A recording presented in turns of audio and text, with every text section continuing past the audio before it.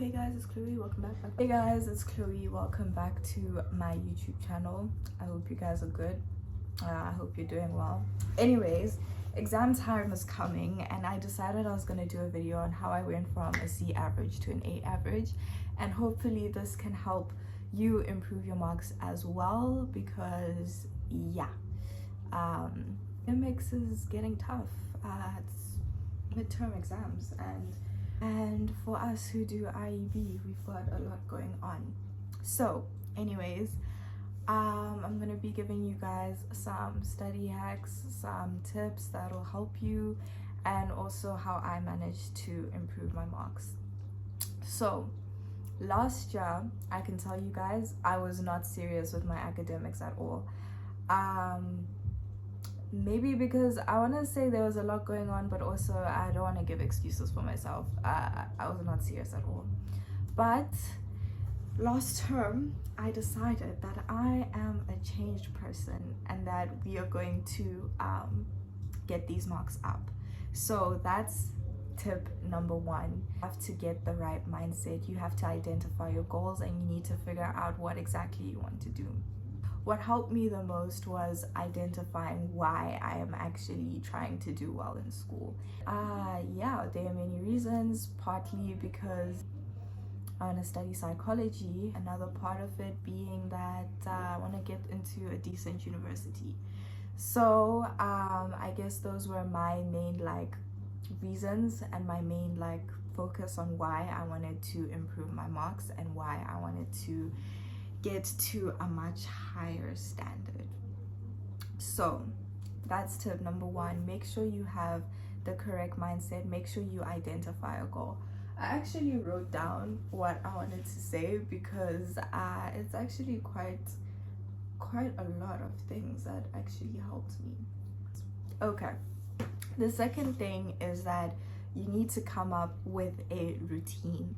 Coming up with a routine doesn't necessarily mean get a study timetable, make sure that okay, Monday I'm gonna be doing biology and then chemistry and then physics or whatever, and you're gonna be okay, I'm gonna do this for an hour, then I'm gonna do that for the next hour and I'm gonna take a break here. Normally, I can tell you guys, a lot of people recommend having a study timetable, but personally I don't think it works, simply because life is so unpredictable. So for example, you can be wanting to study physics on a particular day because that's what's on your timetable, but your teacher just told you that you have a life science test, and then now it's okay, you have to now balance and stuff. So that's why I really wouldn't say that having a study timetable works, but that's just me personally. What does work though is planning your days properly. So I'll give you guys an example. I should have had everything with me. Okay, so basically I have this planner, got it from PNA, honestly a lifesaver. I think after I got this planner is when all of a sudden I was way more organized, but that's just me though. But anyways, this planner, it's an 18-month planner. I got it in the beginning of the year, and I'll just show you guys an example of how because I don't know if you guys can see properly. Okay, you can't see properly, but anyways, basically what this planner has is it has the days of the week, and then it has little boxes where you can write down what you have to do. So as soon as you are given an assignment, for example, and it's supposed to be due on a particular day, write it down immediately. Make sure you're writing down each and everything, days that things are due, tests and everything. Make sure you're writing them down as soon as you're told, because you don't want to reach a point where now you're falling behind because you are not really organized with your things. And that's an important thing, is to be organized and make sure that everything is in a scheduled manner. What I would do is, let's say I have to turn in an essay on the 10th of May. You'd probably be told this maybe a week prior. I'd write it down, and then if I don't have anything that's outstanding earlier, then I will start with that immediately, so that the next week when more work keeps coming in, then I know that, okay, I can focus on that and I've gotten one aspect done. So it's important in that type of sense to have that kind of routine where like you're making sure that you do not want the work to end up piling up too much, because okay, work piling up is quite inevitable, especially since if you're watching this in June grade 11 or grade 12, that's when the workload gets really, really hectic. But you can make it easier for yourself by making sure that you have a routine and that you're planning ahead and that you know what you need to achieve and what you have to do. So another thing is, when you're writing down your things, I do not recommend you write them on your phone. That's what I did last year. I would write down the things I have to do and I'll be like, okay, yeah, it's on my notes app. I feel like when you have a physical place where you're writing down things and you can physically just like check everything and make sure that everything is done, I feel like it makes it a lot easier than to do things digital. It's so easy to get distracted on your phone. So yes. And then another thing is that I have constant reminders. So I'm gonna show you guys this thing. In my room I have this little like blackboard thing, and I will write down, I've already done all of this except for this thing over here, but that's from a minute ago. So when like your things are out there, like it's literally right in my room, and then I can look at that and be like, I actually have quite a lot of things to do. Once it's like there, you then like, I don't know what, it's kind of like a mental thing where now you're seeing it right there and it's like, okay, I actually need to get this done, I actually need to do it. So I would say that it does help making sure that you actually have physical things of where you're writing down what you have to do and sticking to that particular routine. And like I did mention, routine does not necessarily mean that at 8 o'clock to 9 o'clock I'm going to be studying physics and it's going to go like that from Monday to Friday. You have different study things that you want to do. Yeah, it just means that planning ahead, making sure that you're organized. Another thing is, it's important to prioritize. So because the workload gets too much, you have to kind of prioritize what you're going to do and what you're not going to do.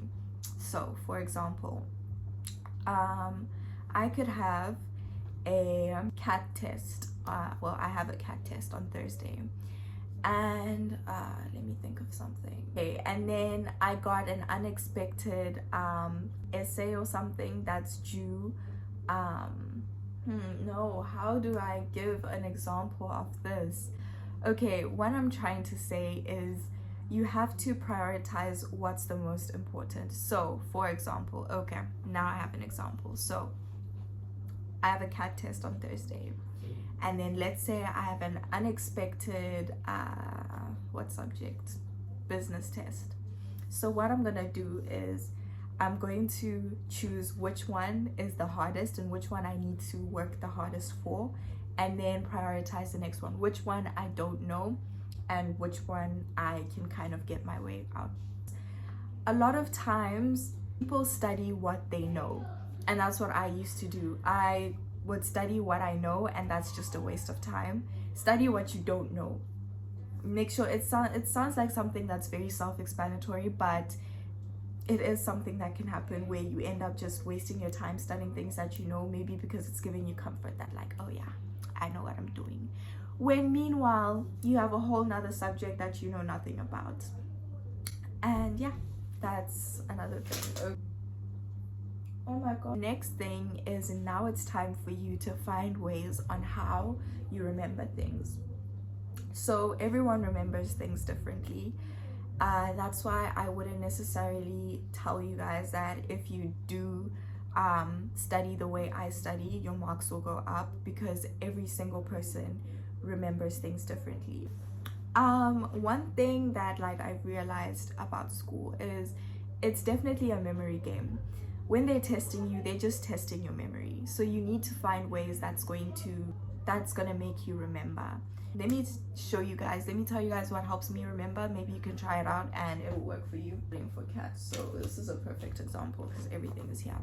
So here I have notes that I have written, and I've written them with color and with sticky notes. That makes it easier because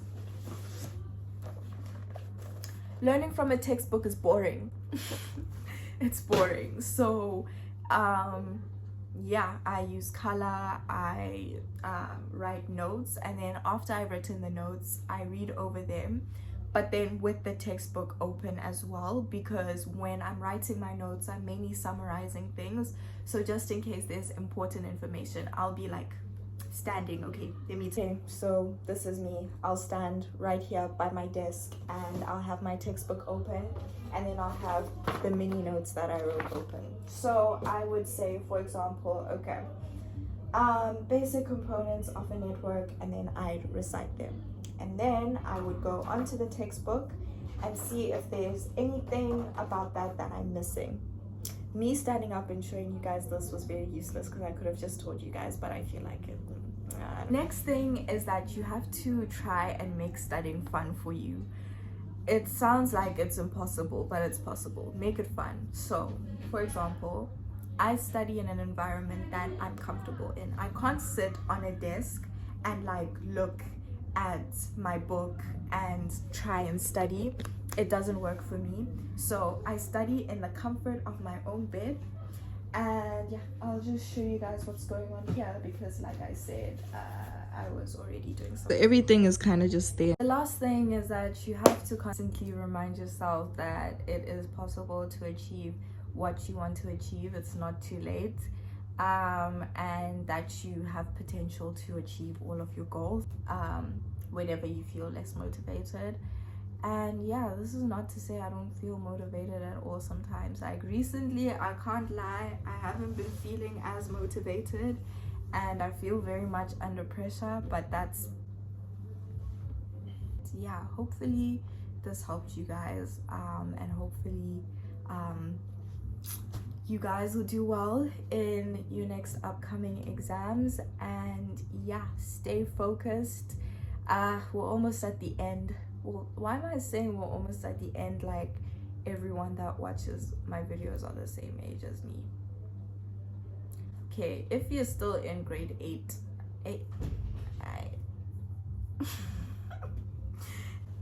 okay, no, but anyways, almost at the end. And yeah, you can do it. Stay focused.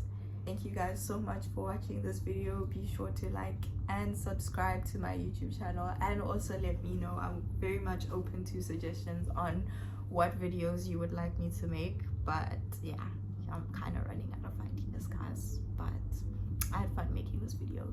And yeah, if it doesn't help, then I'm very sorry, but yeah, if you needed it, there you go. And yeah, bye guys.